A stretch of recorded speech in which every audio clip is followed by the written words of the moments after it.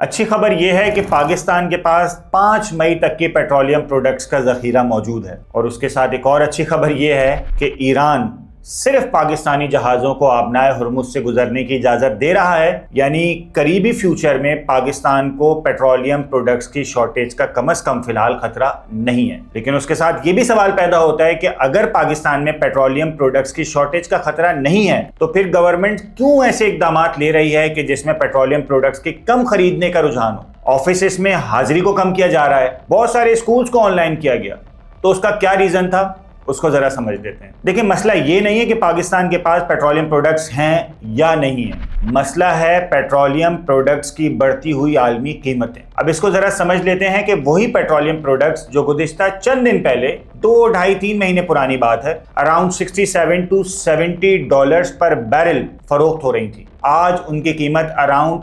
$120 पर बैरल हो चुकी है। तो अगर पाकिस्तान वही क्वांटिटी पेट्रोलियम प्रोडक्ट्स की खरीदे जो पिछले 3 महीने पहले खरीद रहा था, तो पाकिस्तान के फॉरेन एक्सचेंज रिजर्व्स पर कितना दबाव आएगा ये आप सोच भी नहीं सकते। और फॉरेन एक्सचेंज रिजर्व्स मेंटेन रखना इस वक्त पाकिस्तान की इकोनॉमी के लिए बहुत ज्यादा जरूरी है। पाकिस्तान की मईशत के बड़े मसाइल में से एक मसला यह है कि पाकिस्तान का बैलेंस ऑफ ट्रेड नेगेटिव है। अब अगर खुदा न खास्ता पाकिस्तान $120 फी बैरल वही पेट्रोलियम प्रोडक्ट्स उसी क्वांटिटी में खरीदेगा तो पाकिस्तान को तकरीबन 8 या 9 अरब डॉलर मजीद पे करने पड़ेंगे, जिससे पाकिस्तान के बैलेंस ऑफ ट्रेड पर मजीद दबाव आएगा, फॉरेन एक्सचेंज रिजर्व्स गिरेंगे और हमें फिर वही IMF के पास कर्जा लेने जाना पड़ेगा। तो असल मसला पेट्रोलियम प्रोडक्ट्स की शॉर्टेज का नहीं है, मसला पेट्रोलियम प्रोडक्ट्स की इस कीमत पर खरीदारी का है। कम से कम खरीदेंगे तो कम से कम दबाव आएगा, ज्यादा खरीदेंगे तो बैलेंस ऑफ ट्रेड पर नेगेटिव दबाव आएगा। इसी वजह से गवर्नमेंट ये इकदाम ले रही है,